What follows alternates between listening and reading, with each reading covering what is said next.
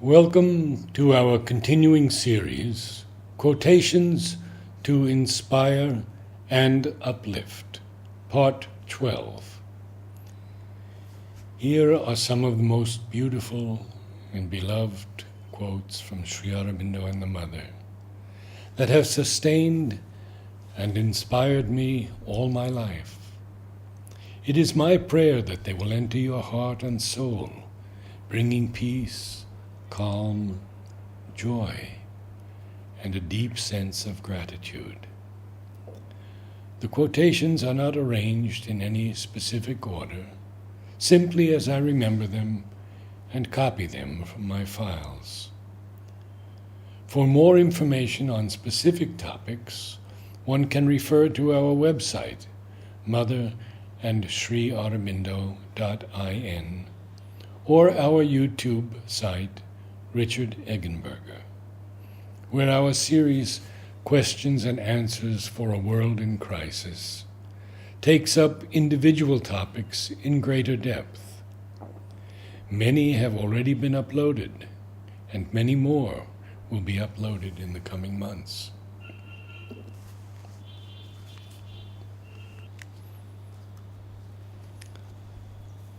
Question to the Mother. What illusions and delusions our education is today beset with? How could we possibly keep clear of them? Mother, the almost exclusive importance given to success, career, and money. Insist on the paramount importance of the contact with the Spirit and the growth and manifestation of the truth of the being. How to find back India's soul. Become conscious of your psychic being. Let your psychic being become intensely interested in India's soul and aspire towards it with an attitude of service. And if you are sincere, you will succeed. From Sri Aurobindo.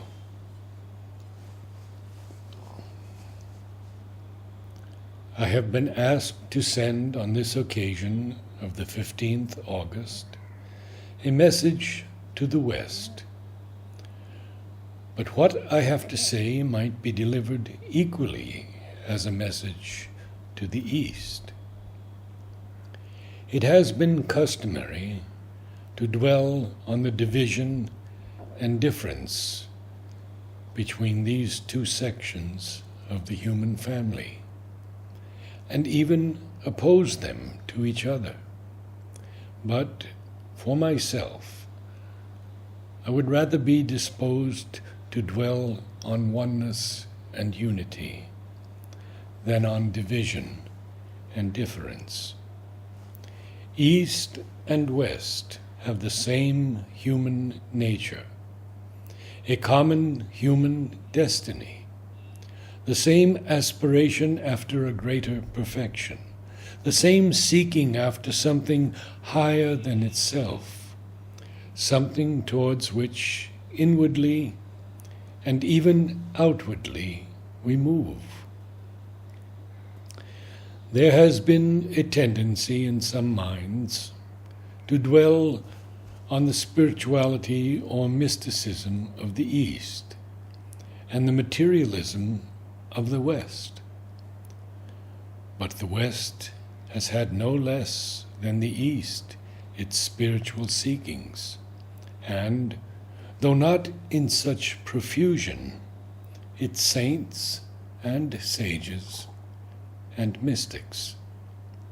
The East has had its materialistic tendencies, its material splendors, its similar or identical dealings with life and matter, and the world in which we live.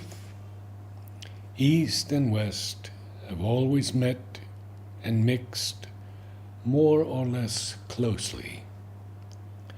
They have powerfully influenced each other, and at the present day are under an increasing compulsion of nature and fate to do so more than ever before.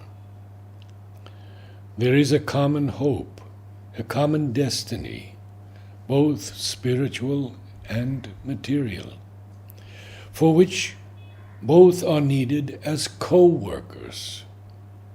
It is no longer towards division and difference that we should turn our minds, but on unity, union, even oneness necessary for the pursuit and realization of a common ideal, the destined goal, the fulfillment towards which nature in her beginning obscurely set out, and must, in an increasing light of knowledge, replacing her first ignorance, constantly persevere.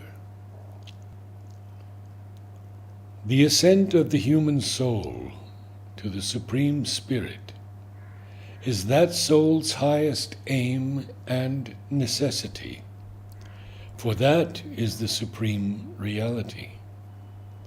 But there can be, too, the descent of the Spirit and its powers into the world, and that would justify the existence of the material world also, give a meaning, a divine purpose to the creation, and solve its riddle.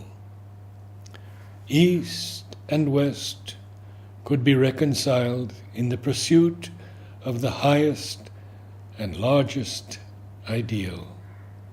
Spirit embrace matter, and matter find its own true reality and the hidden reality in all things in the Spirit. That is one considerable advantage of America. There is evidently a sufficiently widespread eagerness and openness of mind to new things. We have to see whether this will be sufficient to open the mind also to deep and true things. The spiritual future of America is not yet decided. It is in the balance. There is a great possibility before her, but it depends on Americans themselves whether she will make good and realize it. Otherwise, she will follow the disastrous curve of other Western peoples. India and America stand prominent at the two poles that have to meet and become one, the spiritual and the material life. One has shown a preeminent capacity of realization on the spiritual, the other on the material plane. America must be able to receive freely India's riches and to give freely in return from her own for the material organization of a higher life on the physical plane. This is at once a condition and her chance. At present, it is only a possibility. Let us see whether it can be made an achieved and perfected symbol. And now, to conclude from the Mother. The situation we are in is very special, extremely special, without precedent. We are witnessing the birth of a new world. It is very young, very weak, not in its essence, but in its outer manifestation, not yet recognized, not even sensed, denied by the majority, but it is here. It is here, making an effort to grow, absolutely sure of the result. But the road to it is a completely new road that has never been mapped out before. Nobody has gone there. Nobody has done that. It is a beginning, a universal beginning. So it is an absolutely unexpected and unpredictable adventure.